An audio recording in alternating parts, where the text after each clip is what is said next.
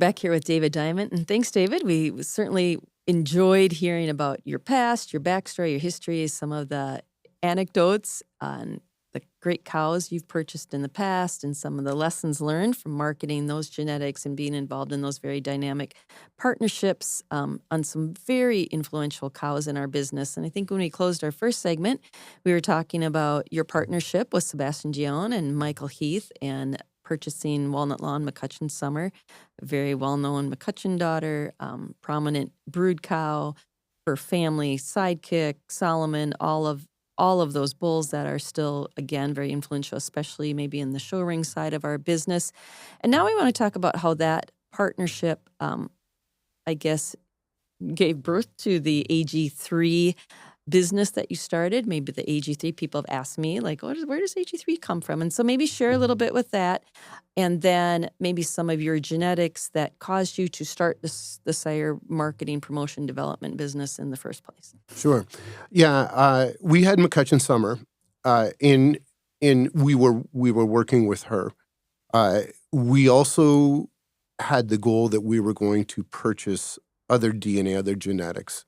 And with the ultimate goal of marketing semen ourselves. I'd always wanted to be in that business, and I truly believed you could market online. And so we thought, if we got the right bull that could drive that kind of interest, an online experience could work. I started AG3. I owned the marketing end of it. Right. And so AG3 stands, it's Michael named our group the Avant-Garde Genetic Group. And the reason I called it AG3, my daughters all abbreviate everything. So I wanted to keep it fresh and something that was simple. And so that's why I named it what I did. And we had... Michael wanted to buy a Bailey Chen daughter that went back to a great pedigree, back to talent.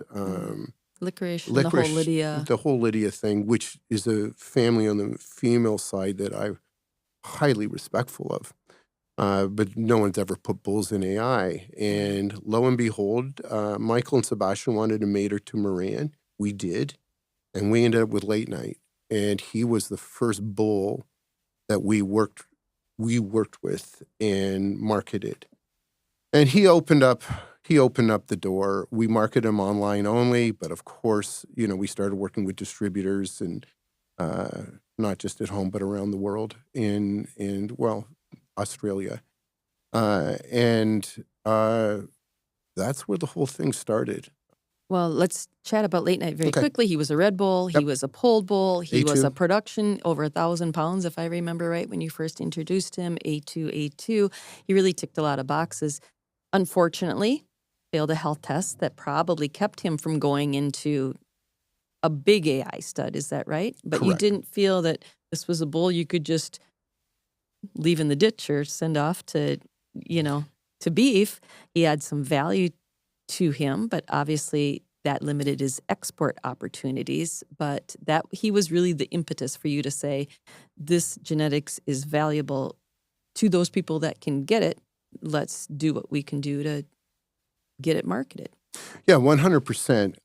When you're only marketing at a one bull, it didn't really matter to us that he was leukosis positive. Mm-hmm. The market in the U.S. and the market in Australia, and we didn't know at first there was going to be such a big market in Australia for this guy. Mm-hmm. And I needed to get my feet wet. Mm-hmm. I need to get this thing figured out. I thought I knew a fair bit going in. I knew nothing. What a learning curve. And we're, here I am, 4 years later, and I'm still learning to this day. We're now 10, 12 bulls in, mm-hmm. and every day creates a new learning experience. It's a highly competitive market. It's a mature market. So having said that, you're competing with some prominent AI companies that you have done business with in the past and had good relationships with, but maybe have 250, 400, 600 bulls a year, maybe more in waiting, 1,200 bulls. Tell us your next step. Tell us your thought process. You knew you would be what I always call it, a boutique company. You had no interest in having 60, 70, 80 bulls. You always thought that you would work 8, 10, 12 bulls, and that's where the business has developed to. Tell us what you've learned from that, and I guess we'll start somewhat your philosophy. We'll talk about maybe a few of the bulls and how they came about. We also want to visit about very prominent female that you purchased, Lady Rose, caught your eye, and we'll move into that. But how did you see the company moving forward? After your success with Late Night, you had a bit of a home run on your hands. Yeah. In spite of mistakes, in spite of the learning curve.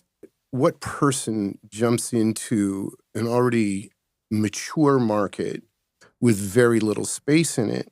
And what gave me the courage was, where I live in Ontario, there's a bunch of microbreweries. Mm-hmm.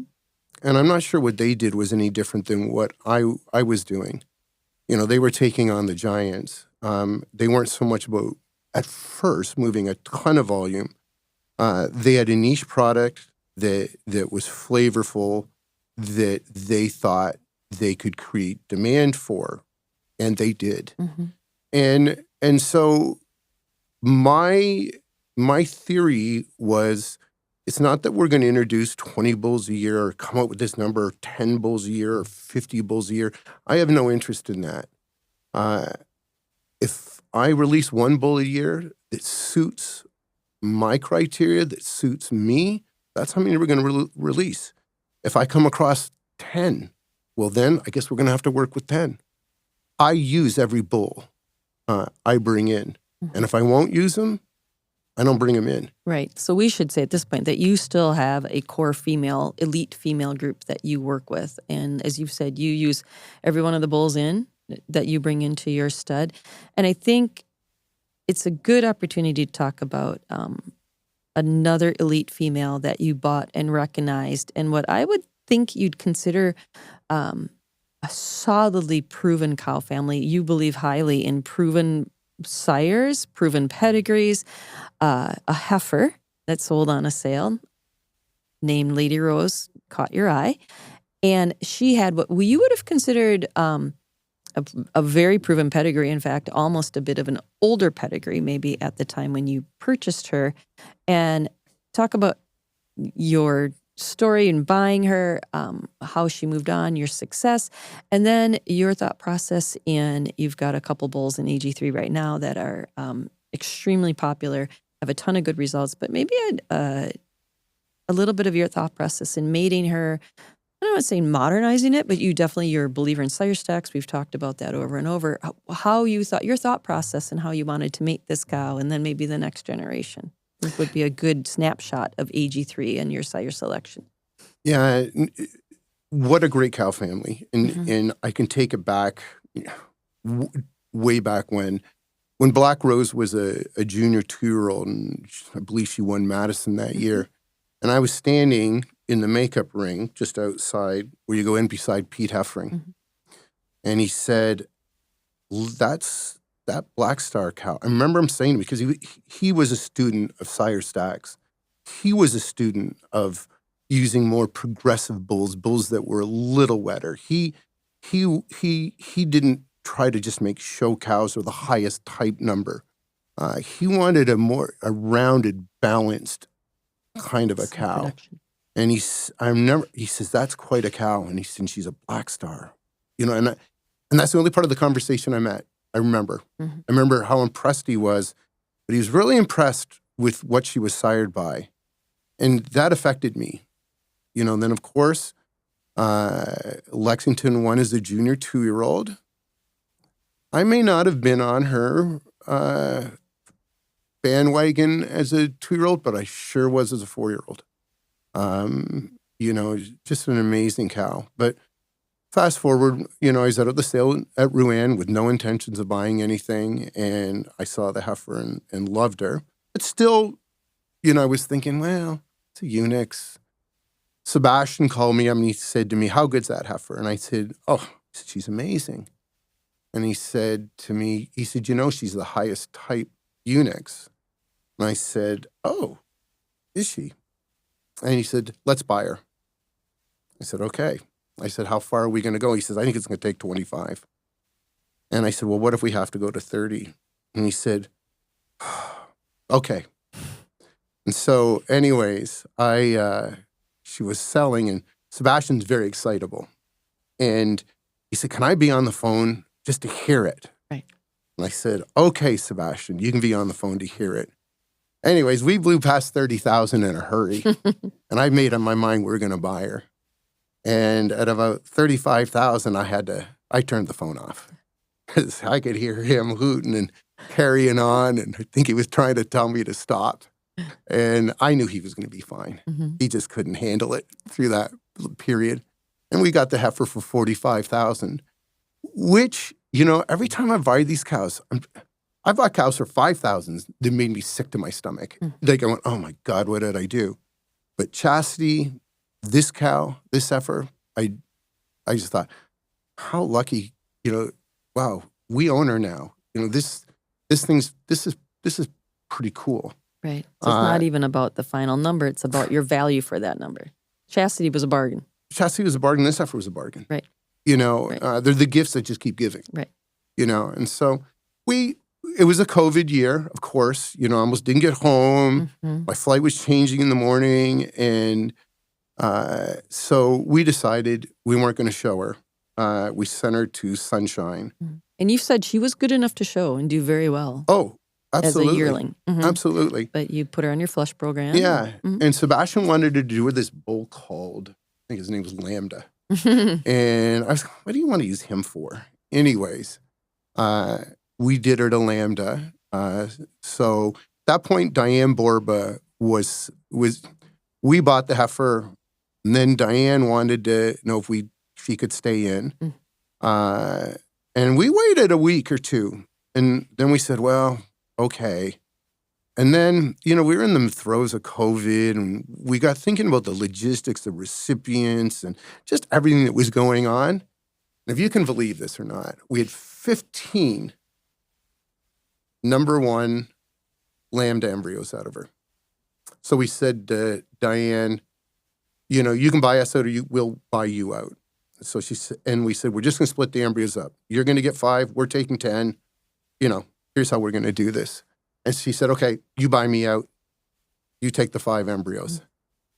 And she got bullseye and eye candy. Right. Can you believe it? Those 5 embryos, it was two home run bulls. Right? Yeah, but we ended up with the Lambda, the heifer that, she got nominated. Eyes on the prize. And then she gave me Epiphany. Right. The Dropbox son that, has a remarkable proof that we're marketing from now. Sure.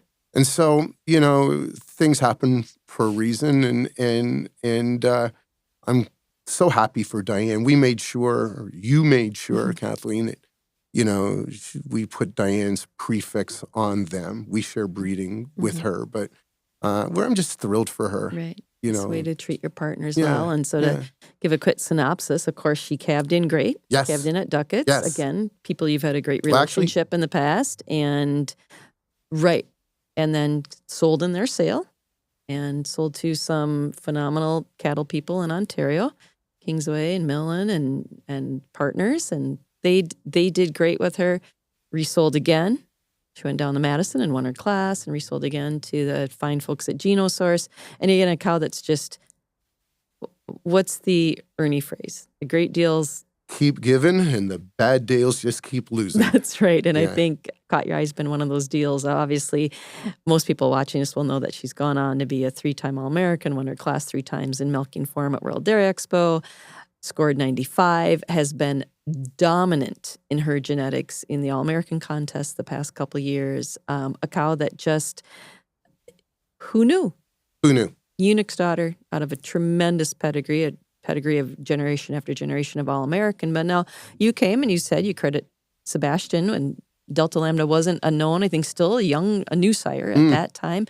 And then you came back and mated the Lambda to Dropbox. Again, he's not yet a proven sire. And so just some thoughts on that and why. And obviously you got your bull Epiphany, who has been just in high demand because of that. But I think that structure in that pedigree, again, shows a little bit of your sire selection. And I think maybe the message that we've heard in our last segment and now here is your background as a dairy producer, your background in buying cows is always that interest in keeping that balance of your demand a phenomenal type animal, but you're also demand that there's production in that pedigree all the way along. So tell us a little bit about your thoughts on using Dropbox or creating Epiphany and how he's been a benefit looking to be your bull moving into 2025. That's really a bull that drives AG3 forward. Yeah, well, when we made it to Dropbox, it was his mother that sold me, They had a picture of her out in the barn, and here's this beautiful cow with great leg and a phenomenal udder. And I thought, wow, we've got to use, and the bull had great numbers. And I'm not worrying about, I don't mate my cattle to try to make the highest number. Right. I use genomics more as to find a problem, not to multiply a number to multiply a number. To me, I want to identify a problem. If there's a problem, we're not going to use that. Right. We're not going to use that bull. Right. So you're not chasing a number, but if there's a genomic number that disqualifies him, I use it more as a disqualifier. He's out. Right. And there are certain levels, at the end of the day, we have to market. And there are certain levels that we have, certain traits that we have to jump for. But for me, I have no trouble with a 3.6 bull. I actually don't have a problem with the 2.9 bull. As long as I got a right side linear, and I don't see any big problems. I was looking at a bull the other day that was like a 3.8 bull, but his pins were terribly high. I'm not going to use them. And so, but Dropbox didn't have any of those issues, and it was the udder and the legs and feet on that cow, and it was no different. When we did that cow to Lambda, Sebastian and I struggled. It was at a time where what are you going to use? And I said to Sebastian, I want to use Summerfest, and he said, why? And I said, well, McCutcheon Summer's the best uddered, best leg and footed cow I've ever owned. And I said, and she had a chest so wide, you could drive a truck through it. I said, I had a respect for her. I could have turned her out with 1,000 cows. She'd have been fine, and a fabulous foot. And I said, and I loved Summerfest. He was an attractive bull. And I still believe in that. Still believe in an open-ribbed, thin-hided, wide-chested, sure-footed bull. And so we did that mating. And then, of course, it produced a 4th place summer junior 2-year-old at Madison. And then a bull by the name of D2 Summerfest Caught Up. Yes. Who has been a source of pride for you, rightfully so. And through Caught Up, and thus caught your eyes genetics on the top side, this year made, I think, 5 or 6? Yes. All-American nominations. Yeah. 3 daughters in the top 7 at Madison in the fall calf class, a spring calf that won a national show down in Louisville and got nominated. The winning, I think maybe if you're a little emotional, you as a breeder or co-breeder with your partners Justin Hogue and Wade Land Dairy out in Utah were the breeders of the winning junior best 3 group with those 3 fall calves at Madison. And I know that was a really proud moment for you. You had your hands on the kind of the top and the bottom side of that pedigree. So it's really tremendous, the value that you've put into using these proven pedigrees, proven cow families, proven sires. And whether that's considered old school or not, I don't know. But I just want to also briefly touch on some of the things that you're still doing that maybe some bull studs have moved away from, but a little thought process behind why you still picture all your bulls. You get all your bulls analyzed with a AAA number. You still classify your bulls. Give us, there have been some bull studs that are like, ugh, that's an expense we don't need to do anymore. Tell us about that. Tell us about what you were trying to provide to the breeder with your transparency in doing that.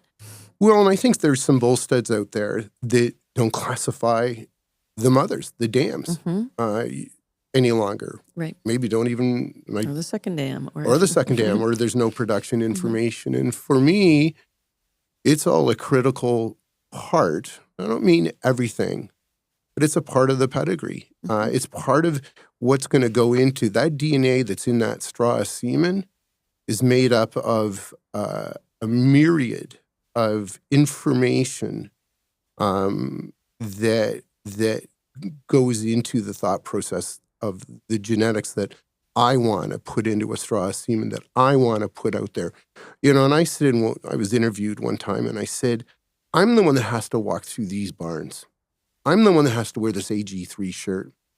I don't need people looking at me saying, hey, that bull didn't work for me. And we all know they're all going to be home runs. That's foolish to think that. But at least if they're not the home run, I don't want them to think I had to beef that cow, or I had to, what a she disappointment. took me backwards, Right. and there will be some that do. I fully realize that. But I'm the one that is out on the road. I go onto these dairies, to buy cows. I'm the one that has to do that. Right. And so I'm very particular about what goes into that straw that ends up to the customer. Sire stacks are the most important thing to me. I've seen high type numbers, and I see bulls that do throw a high type number, and I get thinking, oh my goodness, their udders aren't good enough. And I'll tell you, that breeds through. Even though the genomics say they should be good enough, you will see it through their sons.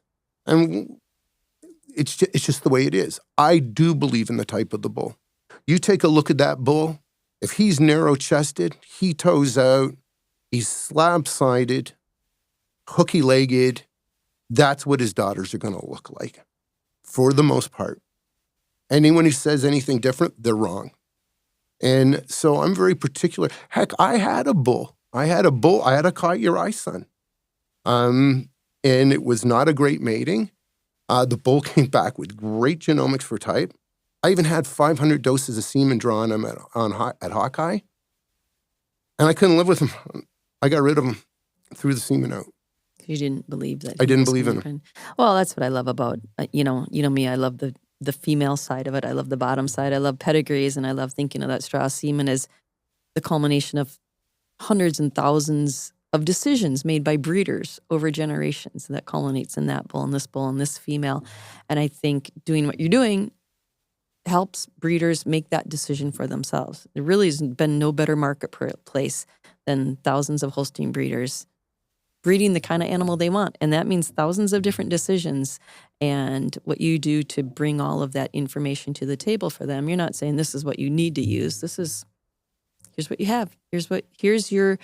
I've done everything I can do to help you make an informed choice for your herd. And I think that's been very well received by your customers and by your clientele. And I guess we're starting to get towards the end of our second segment here. Give us some thoughts on you're nearing your first 5-year mark. Give me some thoughts on where maybe you see the next 5 years. Do you see expanding into different areas around the globe? I know you're always looking for international partners. Maybe a little bit of a state of the state for the Holstein business. I'm always optimistic. I think we're in great times right now in the dairy cattle and Holstein business, and maybe where you see AG3 progressing to or refining to or doing better at. We've got lots of areas we need to work on, and we need to grow internationally. We're growing our distribution here in the U.S., and we've pretty well got coverage, but we need to do better. Canada, I finally got that under control. We work with Holstar there. I'll come right out and say it. AgriGene's our best distributor. They've been wonderful to work with in Australia. Absolutely. And we've shipped semen to Korea, South Korea, and Japan, but we want to strengthen some of those relationships, and we want to get some sort of a toehold in the EU and the UK. I think there are breeders that our bulls would resonate with. As far as growing and saying, I hear some people say, oh, we got 100 bulls and we're going to do 15 bulls a year. I have no interest in that. I just want to put out a product that's representative of the way we do business. We know we're not going to be for everyone. We know And we're not going to try to be there and be that product that's for everyone. Maybe for the large commercial dairyman that's able to buy semen very, reasonably, that has about 3 points they want to hit on for a bull. And I think that's different for every dairyman. That's going to require the big guys. And, I'm not going into a gunfight with a knife. We know where we fit. We're very happy where we fit, and that's where my passion is. And that passion's in every dose of that semen. And that's where we're going to stay. Well, great. Well, I think that's a perfect place to wrap it up. You know your customers. You know the kind of bulls they want. You want them to be able to create that balanced cow with the chance of creating that extra special cow down the line for those dairymen and those Holstein breeders. David Dyment, we thank you for your time. We can't wait to see where AG3 goes in the next years. Thank you.